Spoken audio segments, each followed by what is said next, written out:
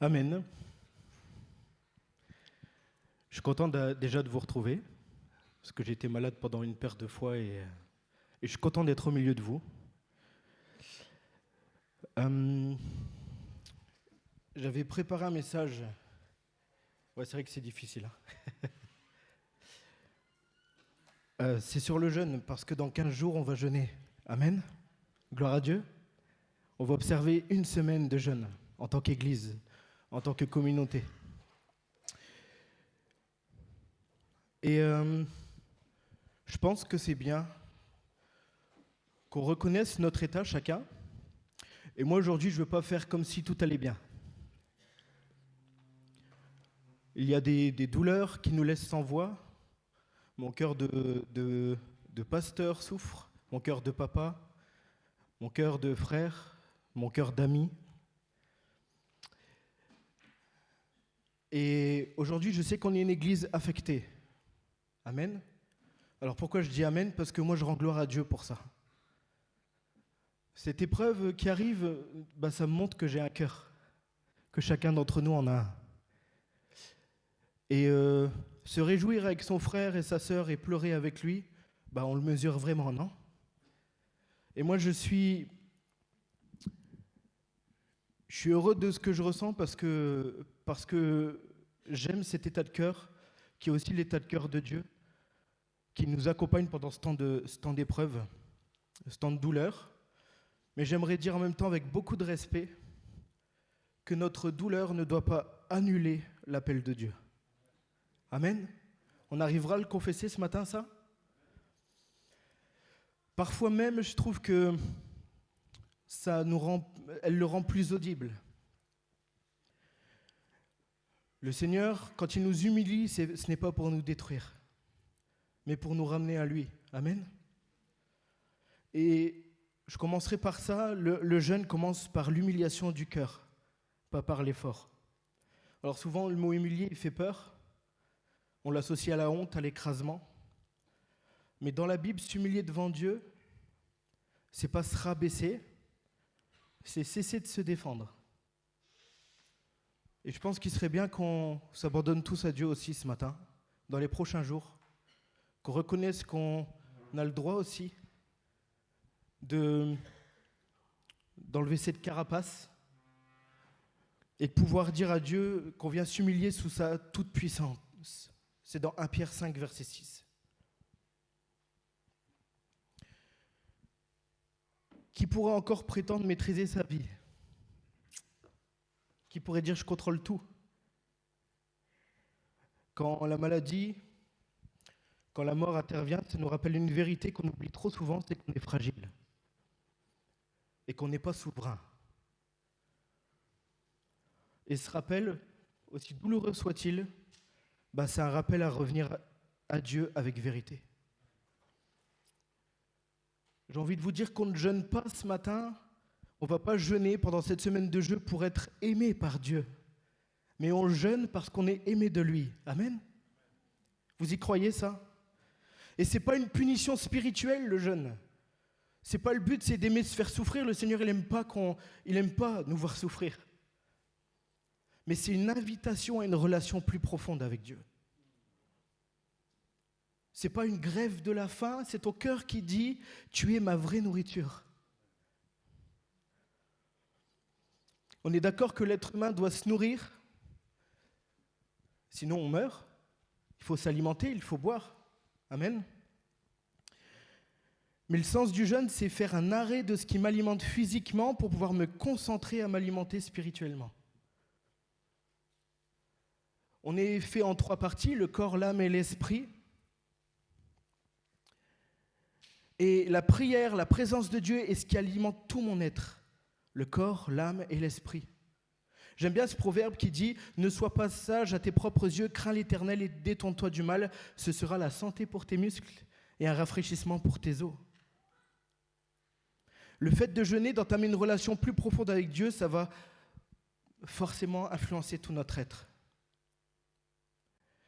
Et c'est quand nos cœurs souffrent, qui sont dans la douleur, quand on a des cœurs brisés, que Dieu nous appelle à revenir à lui. Ce n'est pas des discours bien préparés, mais des cœurs vrais, brisés et ouverts. Je notais hier soir encore que dans la Bible, quand le peuple traverse la perte, la guerre, la mort ou l'incompréhension, la première phrase de Dieu, c'est pas « faites mieux ». La première chose qu'il dit, c'est « revenez ». Pas « reviens avec tes forces ». Certains ici n'en ont plus. Pas « reviens avec tes promesses », mais « reviens avec ton cœur ». Et c'est là que le jeûne prend tout son sens. Dans mon premier point, je parle du jeûne dans la Bible. Ce n'est pas une performance, mais une relation. Amen. C'est pas « regarde ce que je suis capable d'endurer pour toi, Seigneur. Regarde à quel point je suis sérieux avec toi. » Mais c'est une posture intérieure. Revenez à moi de tout votre cœur avec des jeûnes, avec des pleurs et des lamentations. Joël 2, verset 12. Le Seigneur n'a pas besoin d'être impressionné par ce que tu vas lui faire pendant cette semaine-là. Tu ne pourras jamais l'impressionner d'ailleurs. Mais il a besoin que tu reviennes à lui, sincèrement. Je notais cette phrase, je dis hier soir ou tôt le matin, peu importe, que le jeûne, il n'est pas là pour tordre le bras de Dieu, mais il est là pour désarmer le nôtre. Amen. Aujourd'hui, personne n'a envie de jouer au chrétien fort. Personne n'a envie de faire semblant. Moi, je n'ai pas envie de faire semblant. Mais pour moi, c'est ça, paradoxalement, qui est le terrain le plus sain pour un vrai jeûne. Parce que c'est quand on est brisé qu'on ne jeûne plus pour être vu, qu'on ne jeûne plus pour cocher une case, qu'on jeûne juste parce qu'on n'a pas d'autre appui que Dieu. Et j'aimerais vous dire à certains, à ceux qui sont dans cette phase-là, le Seigneur est proche de ceux qui ont le cœur brisé. Gardez ce psaume 34, verset 19. Le Seigneur est proche de ceux qui ont le cœur brisé. Seigneur, on n'a pas de réponse, mais on ne veut pas s'éloigner de toi. Dans la douleur, vous savez qu'il y a deux chemins qui existent. On n'arrête pas d'en parler. Soit on s'endurcit, soit on s'humilie. Allons vers l'humiliation ce matin et pendant cette semaine de jeûne. 2 Chroniques 7, verset 14. Si mon peuple, celui qui porte mon nom, s'humilie, prie et me cherche, et s'il renonce à ses mauvaises voies, je l'écouterai du haut du ciel, je lui pardonnerai son péché et je guérirai son pays. Se détourner de ses mauvaises voies, ce n'est pas nier la souffrance ou dire ça va aller alors que ça ne va pas. Mais c'est dire tout simplement au Seigneur, je ne veux pas laisser la douleur me rendre froid avec toi, distant, amer, en colère ou religieux. Mais j'aimerais qu'on arrive à dire ce matin, je reviens à toi. Confie-toi en l'Éternel de tout ton cœur et ne t'appuie pas sur ton intelligence. Reconnais-le dans toutes tes voies et il rendra tes sentiers droits. Proverbe 3, versets 5 à 6. On doit apprendre ou réapprendre à ne dépendre que de Dieu. Vous êtes d'accord avec ça ?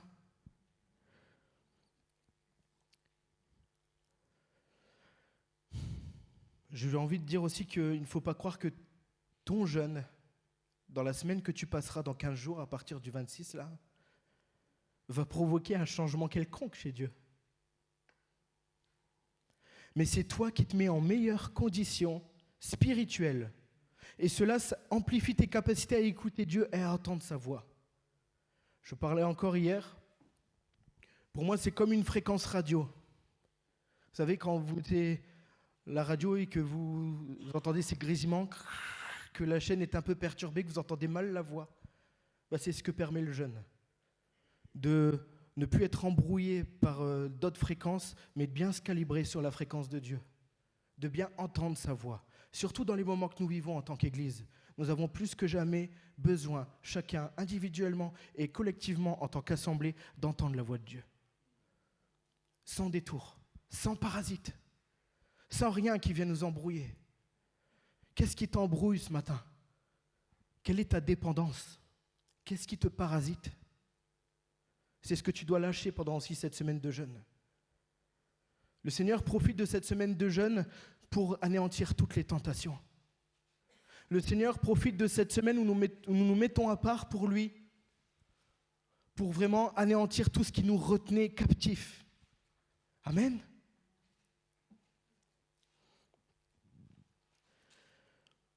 Alors, comment jeûner? C'est quoi la méthode? Est-ce que quelqu'un ici a une bonne méthode? Tu manges plus. Un peu trop radical. J'ai noté qu'il n'y avait aucune méthode unique. Parce que Dieu, en premier lieu, il ne cherche pas des cœurs. Enfin, il cherche des cœurs, mais il ne cherche pas des recettes. C'est très important de le dire. Il ne cherche pas une technique, il cherche une relation vivante. J'ai noté 4 types de jeûnes que l'on voit dans la Bible et puis qu'on peut observer souvent en tant que chrétien. Il y a le jeûne total. Vous savez ce que c'est? Ce n'est pas juste jeûner sans rien manger. C'est jeûner sans rien manger et sans rien boire. Les experts s'accordent en moyenne pour dire que 3 jours est la limite. Et ils ont raison, on ne vous poussera jamais au jeûne total, surtout pendant une semaine. Et ce n'est pas le jeûne qu'on observe souvent. Certains ont pu le faire. On a vu l'exemple avec Jésus, on voit l'exemple aussi avec Esther dans la Bible. Quand elle doit parler au roi, qu'elle sait que celui qui pénètre dans la cour du roi sans autorisation, c'est passible de mort. Et elle est comme ça parce qu'elle sait que son peuple est en danger, mais elle doit aller parler au roi, convaincue qu'elle doit le faire, mais elle est comme ça. Et donc elle dit à ses amis de jeûner avec elle, d'observer un jeûne pendant 3 jours et 3 nuits. Un jeûne total, sans rien boire ni sans rien manger. Et on connaît la délivrance qui s'opère après. On va le lire, c'est dans Esther 4, versets 15 à 16. Esther fit répondre à Mardoché: « Va rassembler tous les Juifs qui se trouvent à Suse et jeûnez pour moi. Ne mangez et ne buvez rien pendant 3 jours, ni la nuit, ni le jour. Moi aussi, je respecterai un tel jeûne avec mes servantes. Et c'est dans ces dispositions que je pénétrerai chez le roi. J'enfreindrai la loi, et si je dois mourir, je mourrai. » Mardoché s'en alla faire tout ce qu'Esther lui avait ordonné. Ça, c'est le jeûne total. Ensuite, il y a quoi? Il y a le jeûne partiel. Le jeûne partiel, c'est on décide de prendre quelques aliments particuliers, mais sans que ce soit quelque chose qui nous procure pour autant du plaisir. Ou on peut décider de jeûner de nourriture, mais on continue à boire. C'est ce qu'on fait le plus souvent. C'est ce qu'on encourage souvent à faire parce que c'est vraiment celui qui met notre chair, clac, à mal. Mais il y en a certains, ça va, elle n'est pas là ma femme, il y en a certains ou certaines, il faut bien connaître son corps avant de jeûner. Ça nous appartient à tous. Moi, ma femme, elle se prive d'un repas, elle est KO technique.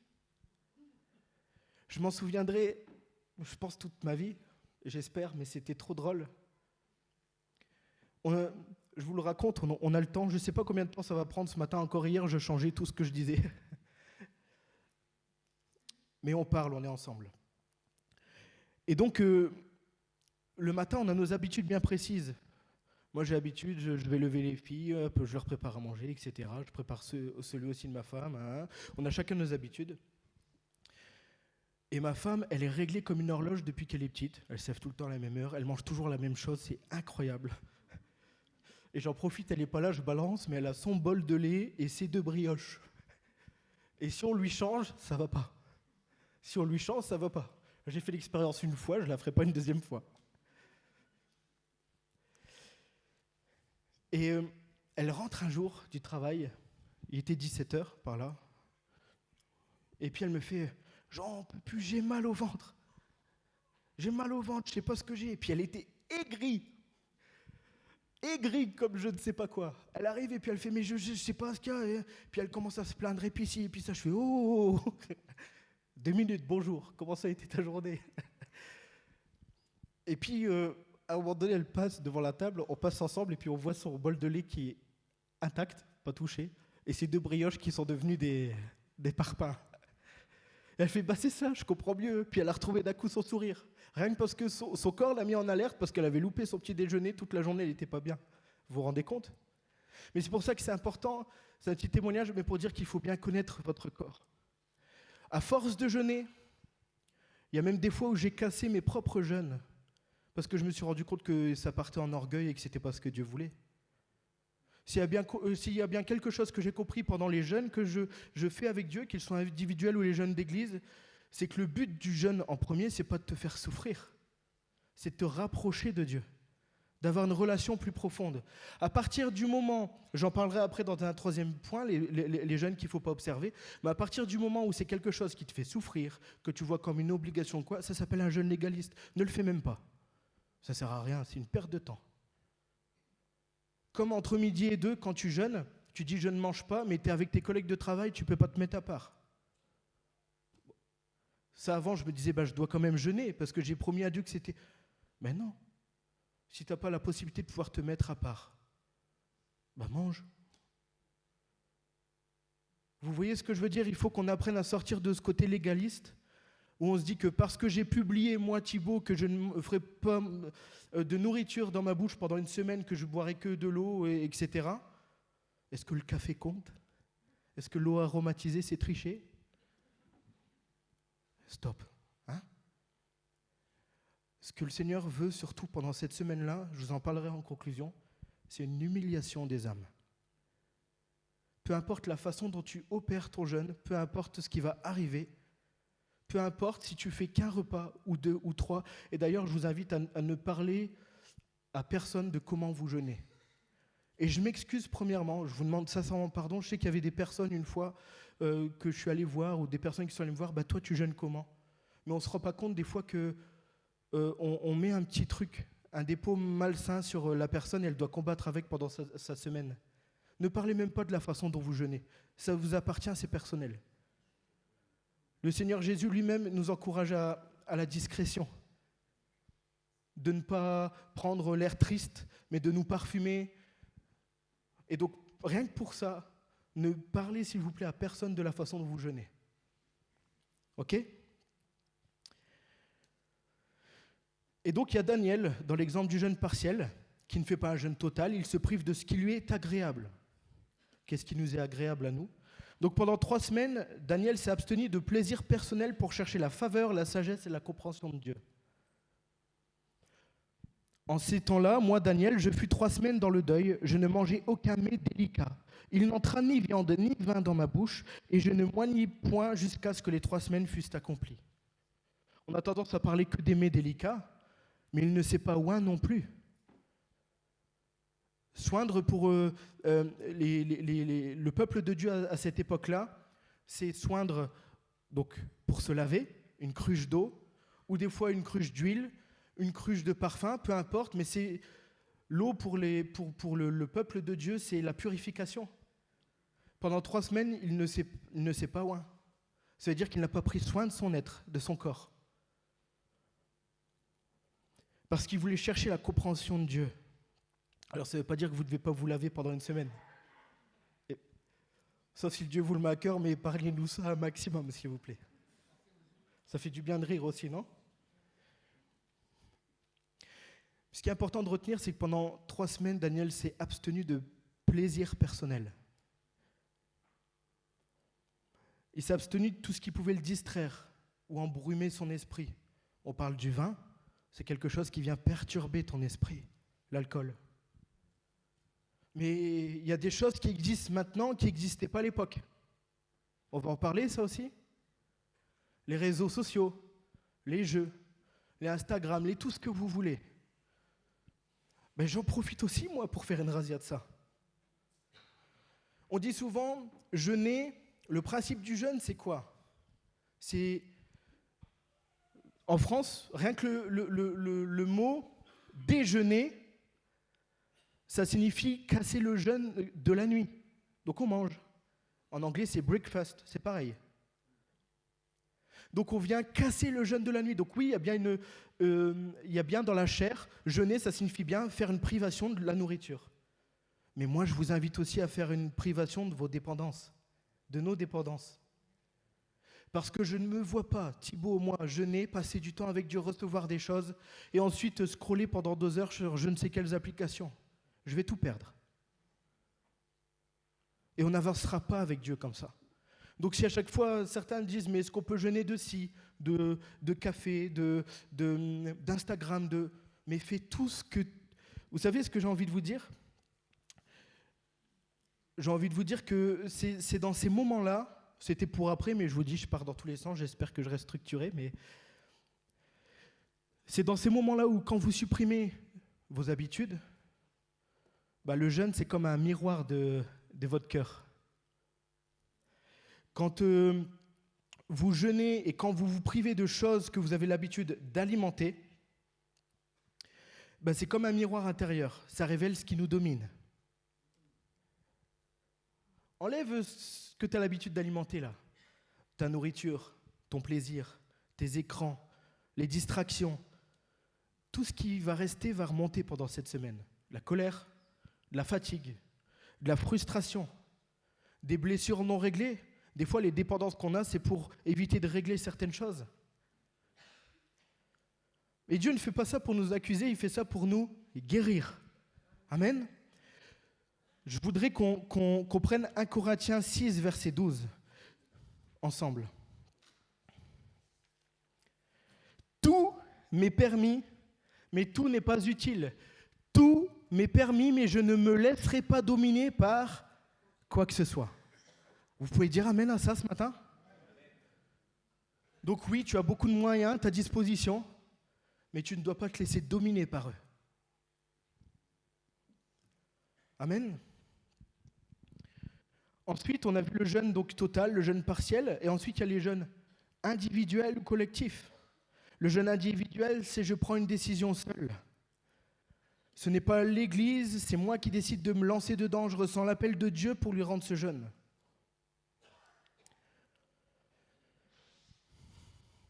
On va prendre 2 Samuel 12, versets 16 à 23.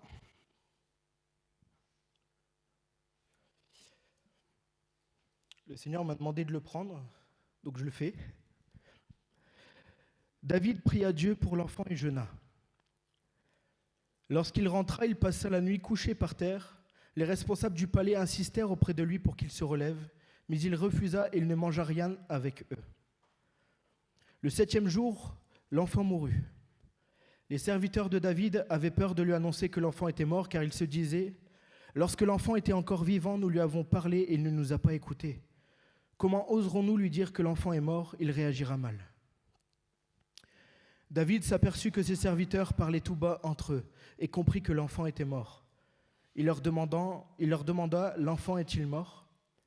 Ils répondirent « Il est mort. » Alors David se releva, il se lava, se parfuma et changea d'habit. Puis il se rendit dans la maison de l'Éternel et s'y prosterna. De retour chez lui, il demanda qu'on lui serve à manger et il mangea. Ses serviteurs lui dirent « Que signifie ta façon d'agir ? Tant que l'enfant était vivant, tu jeûnais et tu pleurais. Maintenant qu'il est mort, tu te relèves et tu manges. » Il répondit « Lorsque l'enfant était encore vivant, je jeûnais et je pleurais car je me disais « Qui sait ? Peut-être l'Éternel me fera-t-il grâce et peut-être l'enfant restera-t-il en vie. Maintenant qu'il est mort, pourquoi jeûner ? Puis-je le faire revenir ? C'est moi qui irai le retrouver, mais lui ne reviendra pas vers moi. » J'ai lu plusieurs fois ce verset et on sait l'attitude première de David. Mais si on dit que c'est un homme selon le cœur de Dieu, c'est aussi pour une chose, c'est qu'avec tout ce qui lui est arrivé, David continue d'aimer Dieu. Et si je vous ai lu ce passage, c'est pour vous dire une vérité, que le jeûne ne garantit pas toujours un changement de situation. Mais il garantit une transformation du cœur, je vous le promets. Et moi, quand je relis ce passage-là, Je sais que si David a aussi observé ce temps de jeûne, c'est parce que ça lui a permis d'accuser le coup, de ne pas en vouloir à Dieu, d'observer le bon comportement. Alors ça peut nous choquer de la façon dont ça s'est fait, comment il reprend sa vie comme ça. Mais parce que pendant qu'il priait, pendant qu'il pleurait, pendant les nuits, le Seigneur l'a visité. Le Seigneur a transformé son cœur. C'est ce qui a fait qu'il a pu accepter cette situation. C'est comme ça que je le lis maintenant, moi. Et donc, ce n'est pas parce que tu vas présenter quelque chose au Seigneur qu'il y aura forcément un changement de situation dans ta vie, je dois de le dire. Mais je te promets que ça va transformer ton cœur. Et d'un cœur qui est dans l'incompréhension, un cœur qui est brisé, un cœur peut-être qui était dans l'amertume, tu sortiras de cette semaine avec un cœur de joie, un cœur de paix, un cœur qui n'est plus dans la lamentation, dans la crainte, mais dans la confiance et la foi. Amen. Et il y a le jeûne collectif, celui qu'on va observer. Le jeûne fait par une église. Parce que des fois, on vient vous dire, il faut que tu jeûnes pour des besoins, mais toi, tu n'en as pas forcément envie. Donc ça ne sert à rien de jeûner si ton cœur est ailleurs. Mais là, pendant cette semaine, c'est l'église qui doit jeûner. On est dans une position où on doit jeûner collectivement et chacun ici doit participer à ça. Qu'aucun ne reste spectateur vraiment, mais que tous, dans sa semaine, peu importe le nombre de repas que tu sauteras, encore une fois, peu importe le nombre de temps que tu passeras, mais jeûne. Amen. Alors, dans un troisième point, j'ai noté le danger d'un jeûne qui est mal orienté. Et je vais le survoler ça, parce qu'on le connaît déjà, et il nous appartient à chacun aussi de pouvoir lire la parole et de s'entretenir là-dessus. On connaît le jeûne de l'hypocrite, j'en parlais tout à l'heure, qui prend appui sur l'apparence. C'est ce que Jésus dénonçait, c'est dans le Sermon sur la montagne, c'est Matthieu 6, versets 16 à 18. C'est lorsque vous jeûnez, Matthieu 6, versets 16 à 18. Tout va bien.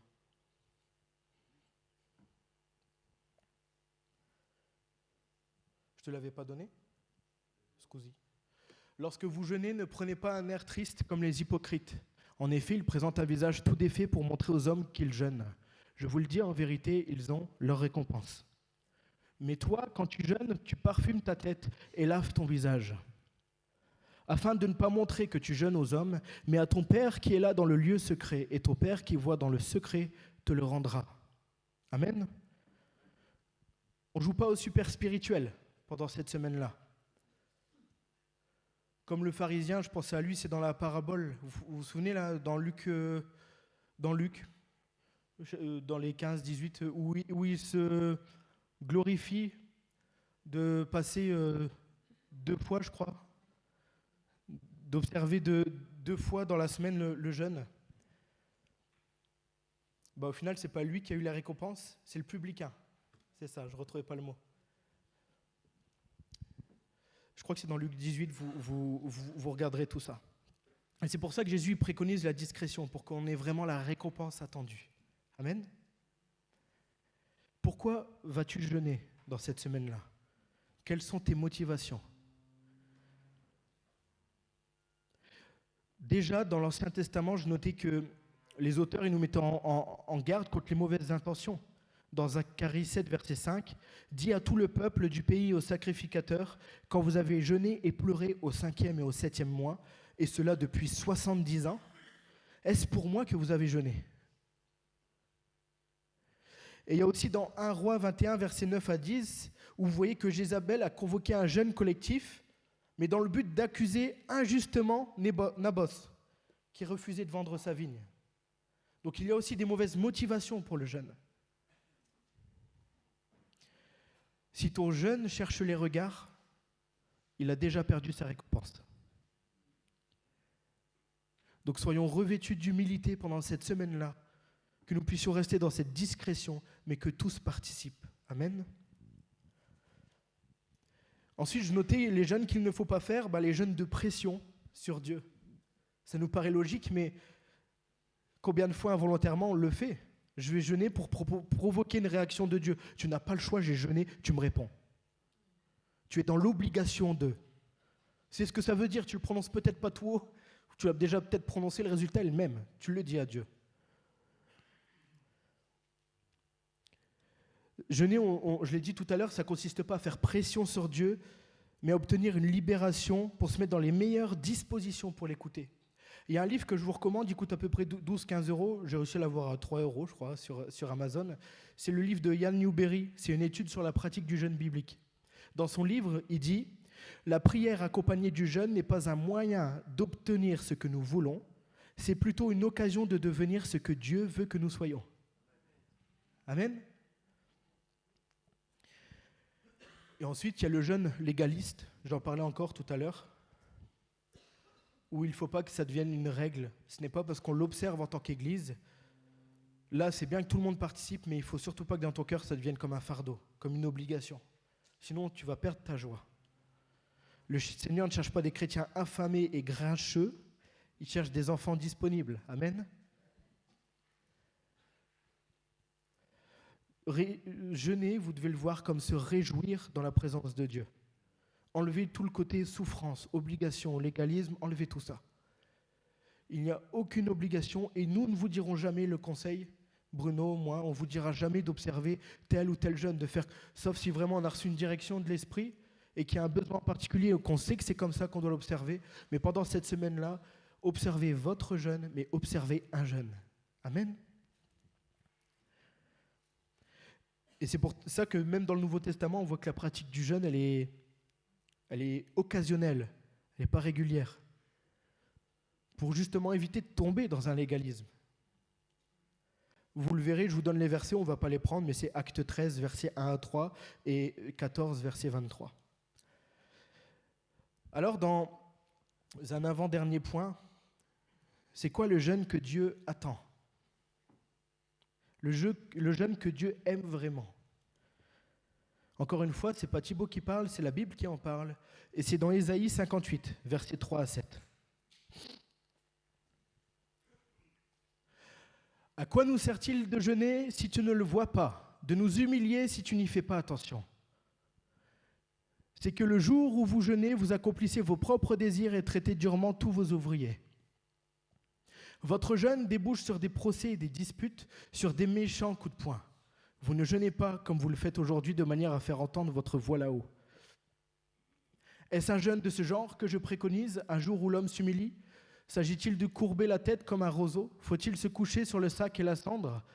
Est-ce cela que tu appelles un jeûne, un jour agréable à l'Éternel? Voici le genre de jeûne que je préconise, auquel je prends plaisir.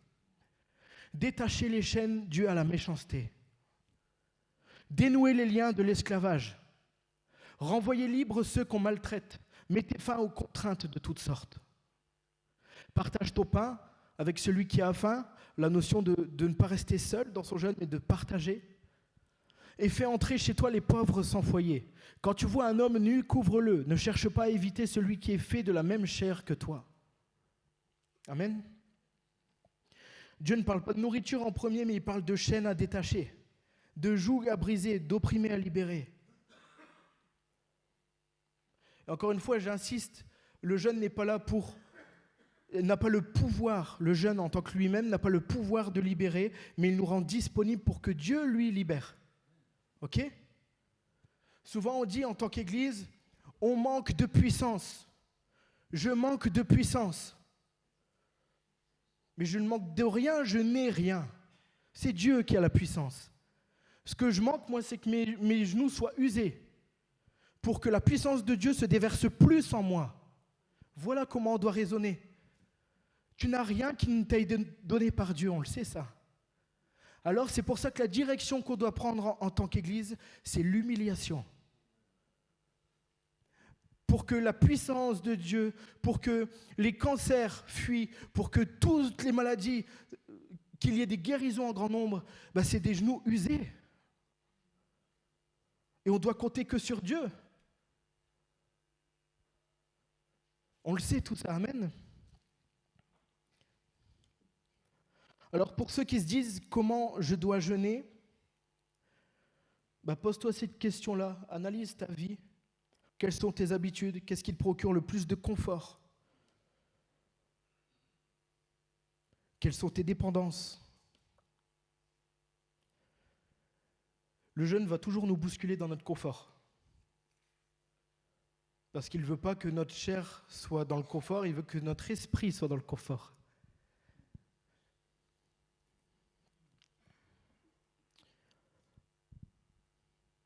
J'ai sauté plein de pages, je suis content, c'est que le Seigneur, il voulait que je le fasse.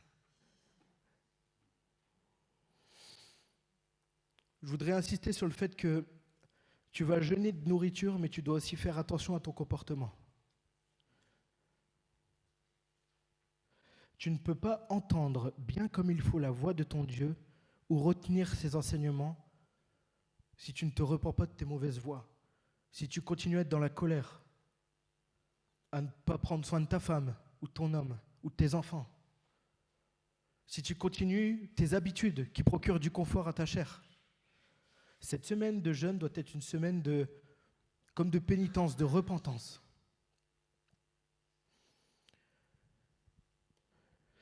Et j'en arrive à mon dernier point, c'est le jeûne communautaire quand l'Église s'arrête pour écouter Dieu. C'est Acte 13, verset 2, je ne sais pas si on peut le prendre. C'est à Antioche pendant qu'il jeûnait. Et le Saint-Esprit parle. Pendant qu'il rendait un culte au Seigneur et qu'il jeûnait, le Saint-Esprit dit « Mettez-moi à part Barnabas et Saul pour la tâche à laquelle je les ai appelés. » Amen. On voit que tous les disciples s'arrêtent, jeûnent, prient, parce qu'ils savent que le Saint-Esprit doit parler. Et le Saint-Esprit parle. Le jeûne communautaire, ça ouvre des directions nouvelles. Ça réaligne l'Église. Ça nous recentre sur l'essentiel. Que ce jeûne ravive la faim que l'on a de Dieu. C'est ma prière. Amen. Alors pourquoi jeûner ensemble en tant que communauté, Église pour cette année? Quel est le but? On s'est réunis avec le conseil. Oui, ça nous arrive. Tous les lundis, en fait. Et on a passé plusieurs réunions de conseil, en priant, premièrement, puis en cherchant la face de Dieu, et en se consultant ensuite, puis encore en priant.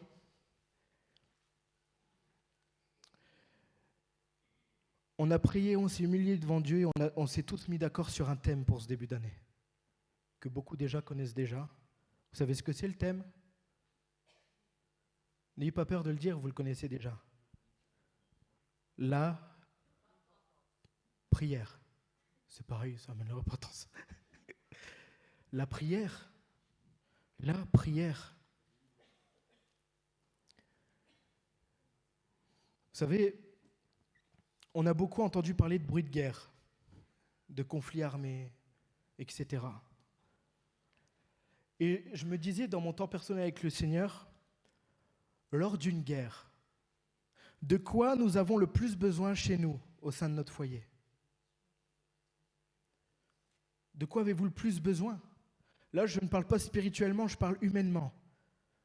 On va faire attention à quoi en premier? La nourriture, la trousse de soins, enfin, tout ce qui va prendre soin de notre corps. La nourriture non périssable. Est-ce que j'en aurai assez? Est-ce que... Travailler non pour la nourriture périssable, mais pour celle qui subsiste pour la vie éternelle. Amen. Et je disais à Dieu, mais c'est de ça qu'on a le plus besoin. La trousse de soins, veiller à ce qu'on puisse se soigner les uns les autres. La nourriture, pour ne pas mourir. Un chrétien en temps de guerre et de conflit doit avoir une vie de prière et une vie de lecture de la parole de Dieu. Il doit être nourri par la nourriture non périssable qui est la parole de Dieu. Et il doit se soigner par la prière. Et la prière, la relation avec Dieu, c'est le soin de l'âme et le soin de notre esprit et le soin de notre corps. En toute honnêteté, si la guerre devait arriver maintenant, aujourd'hui, jusqu'à nos portes, je ne crois pas ici que tous seraient nourris spirituellement comme il le fallait. C'est l'inquiétude que le Seigneur me confiait. Il me faisait comprendre que le jour où le conflit arriverait à nos portes, beaucoup ne seraient plus alimentés et deviendraient comme morts spirituellement. Incapables de prendre des bonnes décisions pour leur vie et leur famille, sans relation avec Dieu qui les aide à tenir. L'inquiétude de Dieu pour cette Église, c'est qu'on n'a pas tous les besoins primordiaux pour tenir face au conflit, face à l'épreuve. Et je demandais à Dieu comment faire en sorte de revenir à lui, d'être renouvelé dans notre vie de prière. Que pouvons-nous entreprendre pendant cette semaine de jeûne? Alors on va lire Jonas 3, versets 6 à 8. Vous connaissez l'histoire de Jonas, quand après son épreuve, il va finalement décider d'aller voir le peuple de Ninive et puis lui dire de se repentir de ses mauvaises voies. Si vous cherchez un but à votre semaine de jeûne, prenez celui-là. Vous en avez un. Je le prends pour moi aussi, bien sûr. Le roi de Ninive apprit la nouvelle. Il se leva de son trône, retira son manteau, se couvrit d'un sac et s'assit sur la cendre. Et il fit faire dans Ninive cette proclamation, par ordre du roi et de ses grands, que les hommes et les bêtes, les bœufs et les brebis ne goûtent de rien, ne mangent pas et ne boivent pas d'eau. Que les hommes et les bêtes soient couverts de sacs, qu'ils crient à Dieu avec force et qu'ils renoncent tous à leur mauvaise conduite et aux actes de violence dont leurs mains sont coupables. Amen. C'est la même attitude qu'on doit avoir. La même attitude que le roi et son peuple. Une église qui prie, ma maison sera appelée une maison de prière. Nous sommes là dans la louange, nous sommes là dans l'accueil, nous sommes là dans l'amour. Et nous commençons tout juste à toucher ce qu'est la prière ensemble. Mais qu'on puisse poursuivre ce but et qu'on puisse tous être alimentés chez nous, qu'on ait des temps de culte personnel. Et des temps de culte personnel, c'est des temps de prière avec Dieu, des temps de relation avec Dieu. Alors mets la tête dans la cendre. La cendre, c'est le symbole ultime de l'humiliation et de la repentance. C'est quand c'est de la poussière. C'est quand le feu, c'est ce qu'il reste quand le feu a brûlé. Et en s'asseyant dessus, le roi, vous savez ce qu'il dit à Dieu? J'ai noté cette phrase, « Je renonce à mon orgueil, je reconnais ma faute et je me place au niveau de la poussière. Sans toi, je ne suis rien, aie pitié. » Voilà ce que dit le roi à Dieu. Voilà ce que dit le peuple à Dieu. Ce n'est pas juste un remords émotionnel, c'est un changement de cœur, une décision intérieure. Qu'il y ait un avant et un après la semaine de jeûne. Amen. Ce qui était doit mourir pour que quelque chose de nouveau naisse. C'est dire, Seigneur, nous comprenons que nous méritons la destruction, mais nous cherchons ta compassion.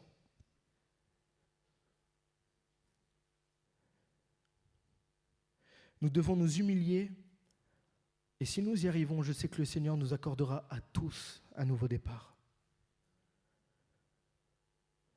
On veut être des exemples pour les autres, pour guider les autres. Il faut déjà qu'on, sans ego, sans rien, qu'on soit tous à genoux.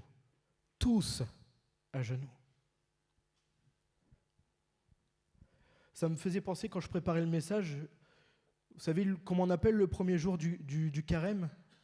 Certains le savent peut-être. Le mercredi des cendres. Vous connaissez? C'est le jour d'une célébration religieuse qui marque l'entrée des chrétiens en carême. Ça représente le premier jour de pénitence et de jeûne. Lors de la messe célébrée, ce jour-là, le prêtre bénit les cendres des rameaux brûlés l'année précédente, puis il prend de la cendre avec son doigt et il marque d'une croix de cendre le fond des croyants. Et en même temps qu'il trace la croix, vous savez ce qu'il dit le prêtre? Dis-le tout haut, Nadine. Amen. Souviens-toi que tu es poussière et que tu redeviendras poussière. mais ça invite tout simplement, nous, êtres humains, à nous souvenir de notre fragilité et à nous repentir. La cendre, c'est ce que je disais, c'est quand le feu a détruit, c'est ce qui reste quand le feu a détruit. Mais on se dit souvent, quand il reste que de la cendre, c'est qu'apparemment il ne reste plus rien. C'est l'image de notre pauvreté. Mais la cendre a d'autres propriétés. Amen. La purification. Et la cendre aussi fertilise la terre. Et la vie peut renaître sous les cendres. Amen. Le Seigneur nous fait aussi cette promesse. Maintenant encore, dit l'Éternel, revenez à moi de tout votre cœur avec des jeûnes, avec des pleurs et des lamentations. Déchirez vos cœurs et non vos vêtements, et revenez à l'Éternel votre Dieu. Car il est compatissant et miséricordieux, lent à la colère et riche en bonté. Et il se repent des maux qu'il envoie. Le Seigneur nous promet vraiment en tant qu'Église une renaissance, un renouveau, un nouveau départ. Et voici le but du jeûne de cette semaine, c'est un appel doux, mais un appel sérieux. Un appel de Dieu qui aime, chacun selon sa mesure, chacun selon sa santé. Ne vous mettez pas en danger, mais chacun selon ce que Dieu lui demande. Mais personne spectateur. Parce que Dieu veut relever son peuple, pas l'épuiser, pas le culpabiliser, mais le relever. Et on a besoin plus que jamais d'observer ce temps de jeûne ensemble. Nous voulons être une église qui prie, être une église qui est capable de s'humilier devant Dieu. Qu'aucun ici ne se croit supérieur à l'autre. Même celui qui a déjà tout compris participe comme un corps d'armée.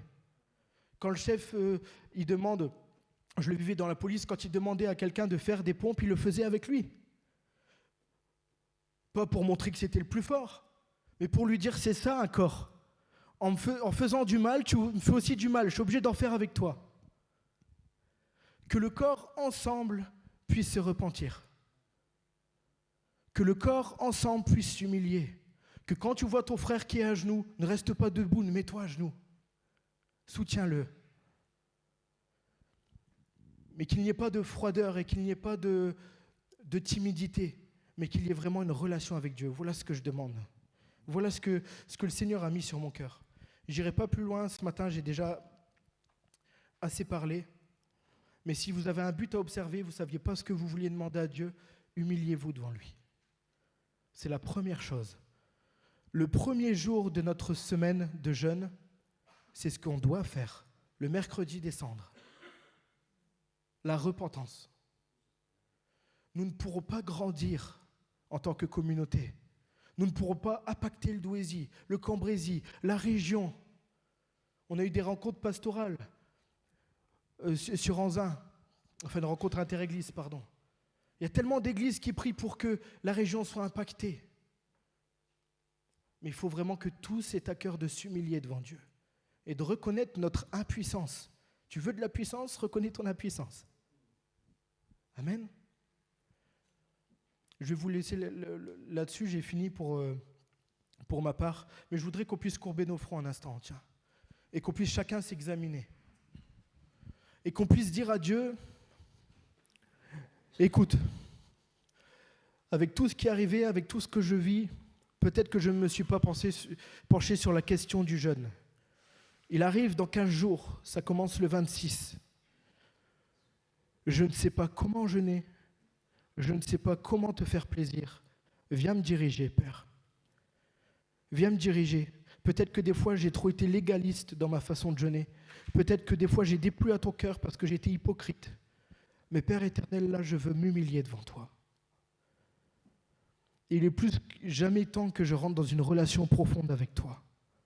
Une relation de prière, d'amour. J'en ai marre de voir qu'ailleurs, beaucoup de choses magnifiques s'opèrent et moi, je ne les vis pas. Qu'il y a des miracles, qu'il y a des guérisons. Je veux être participant de ça avec toute humilité. Je veux reconnaître mon impuissance. Je veux te dire, Seigneur, pendant cette semaine de jeûne, viens, parle à mon cœur. Je me repens de mes mauvaises voies. Je me repens de mon cœur méchant. Je me repens de ce que j'ai fait qui t'a déplu, de ma mauvaise conduite. Mais je ne veux pas juste le dire, je veux me mettre à genoux. Je veux que ma tête, ma joue touche le sol. Que Seigneur, je sois assis dans la cendre. Que je puisse me repentir, que je puisse toucher ton cœur. Ne reste pas sans me parler, Père éternel. Agis pour moi, agis pour mes frères, agis pour mes sœurs qui sont dans le besoin. Agis pour eux, agis pour nous en tant qu'Église. Je ne veux pas penser qu'à moi dans cette semaine de jeûne. Ce n'est pas mon jeûne, ce n'est pas le jeûne de Thibaut, ce n'est pas le jeûne d'un tel, mais c'est le jeûne d'Église. Et en tant que communauté, nous voulons tous nous aligner sur la même direction, nous humilier et nous en attendre beaucoup de toi. Alors merci de te révéler à nous, à chacun. Merci de te révéler à nous en tant que communauté. Donne-nous une direction, que nous ne nous écartions ni à droite ni à gauche, mais que nous puissions discerner quelle est ta volonté, la prendre et nous y tenir ferme. Que ce ne soit plus un jeûne comme une résolution en début d'année, où nous disons, tiens, nous allons observer le bon comportement pendant une semaine, et aussitôt le jeûne fini, nous repartons dans nos travers. Il en est hors de question. Père éternel, nous te prions que ce jeûne produise chez nous un changement radical de cœur. Qu'il nous ouvre la porte, Seigneur mon Dieu, vers des bénédictions, vers ton amour encore plus profondément, que nous apprenions encore plus la profondeur, la hauteur, toutes les dimensions de ton amour, la largeur, la longueur, Père éternel. Merci pour ton peuple qui s'humilie et qui prie. Alléluia, Jésus, amen.